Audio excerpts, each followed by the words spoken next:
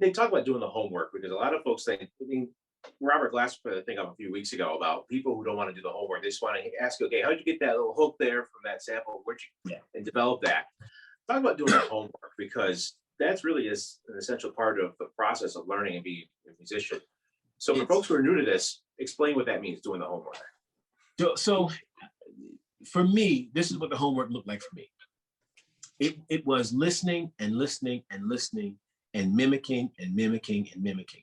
So one of the first jazz records I ever heard was this compilation CD that my father had. It had all these different like jazz standards, you know? And one of them was a version of I've Got You Under My Skin. I think it was sung by Sarah Vaughan, and it had Max Roach on drums, and I think it had Dizzy and maybe Dizzy, no, sorry, Clark Terry and maybe Dizzy Gillespie trading. One of these amazing records, just an incredible record, right? And I remember listening to that record and I was obsessed with how the drums sounded, that rumba beat he was playing. And so I tried to mimic it. And I tried to mimic it, and I would record. I had a little cassette recorder, so I would record myself playing, and I would listen to it, and I would compare it to that record. I was like, no, that's not it. And I would go back, and I try to get it just right. And I would never sound like Max, but trying to sound like him, and the approximations I made in my own playing to sound like him, that's what opens up the door to you finding your own sound, you know? You're never going to sound exactly like another drummer.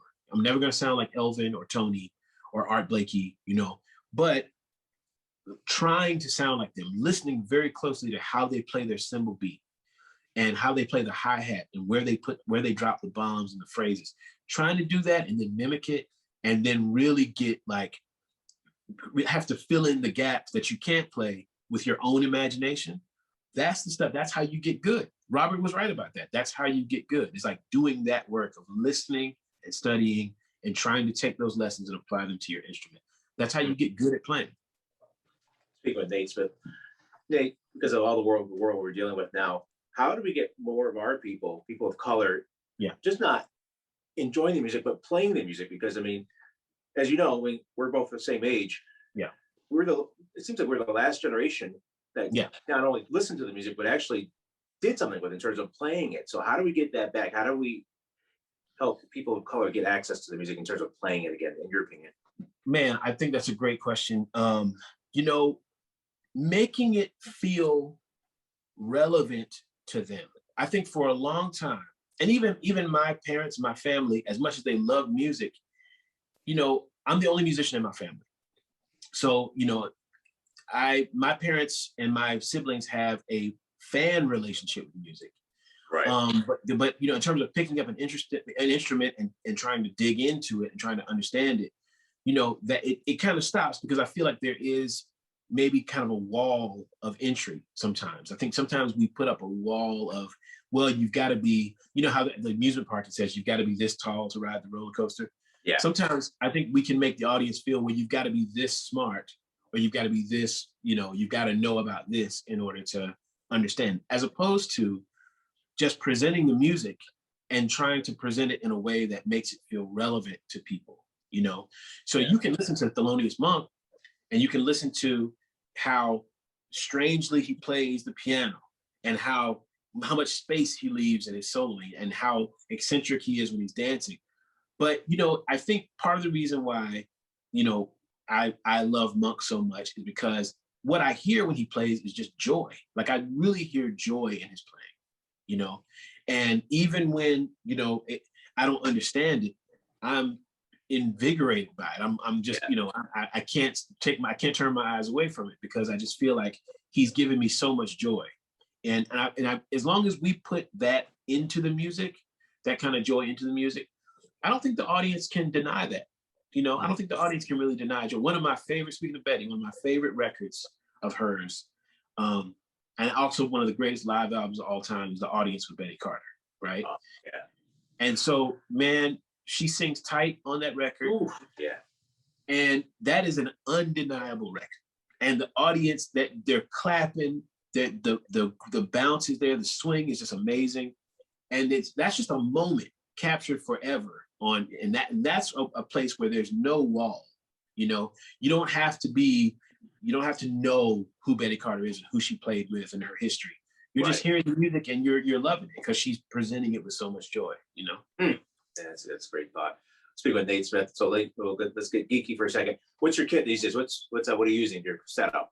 Oh yeah, I've been with Ludwig for the last I guess 5 years now. I signed with them in 2016. I'm loving. I'm using the classic maple, and I'm using a 20-inch bass drum, 12-inch rack, 14-inch floor, and I use a variety of snare drums. I have a Superphonic 14x5. I have a classic maple 14x5.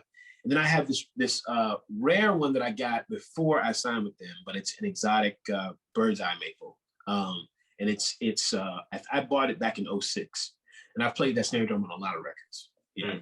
But that's my go-to. And my cymbals, I've been with Zildjian for a long time, and they're constantly, you know, we've been kind of working on a couple of different things together. I've been using a lot of their Constantinople series. I love the 22-inch. I love those. And they're actually working on a prototype now that's a hybrid between a Constantinople bounce and a dry one. So that's really cool. Yeah. Crazy question for you, Nate. Years ago, Phil Collins had this interview, and he was talking about that his style would change depending on his situation, like literally how he'd hold things. Like at his solo stuff, he would play a certain way. When he was with Eric Clapton, play a certain way. When Genesis, he'd play a certain way. When they reunited or tried to reunite, he thought he couldn't play anymore because he thought, what's wrong with me? I'm playing back, I did 50 years ago, even the way I hold the sticks. Because the muscle memory. Does that happen to you? Does it happen to drummers, like depending on the situation, they also will kind of alter even their setup?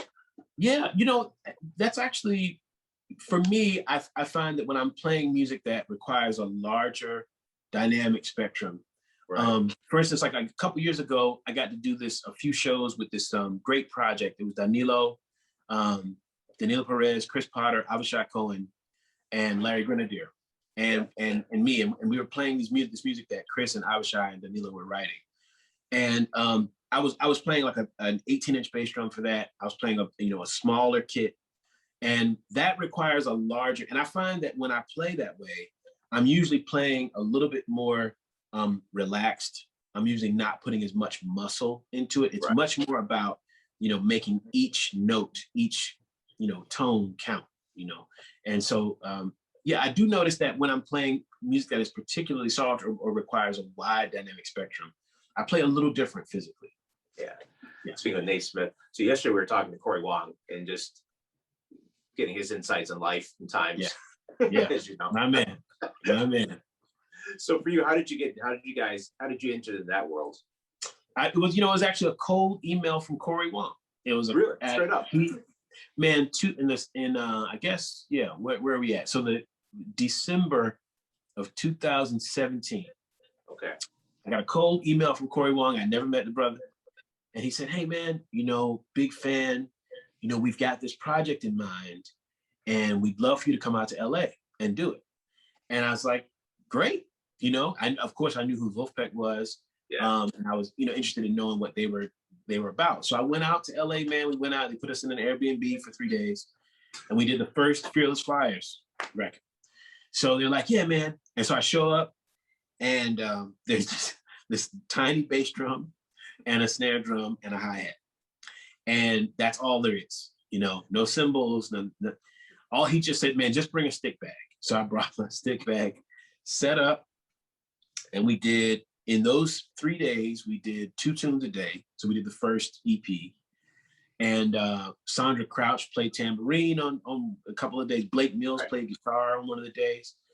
And it was just really, really incredible to see, number one, we really had just a lot of fun putting the music together.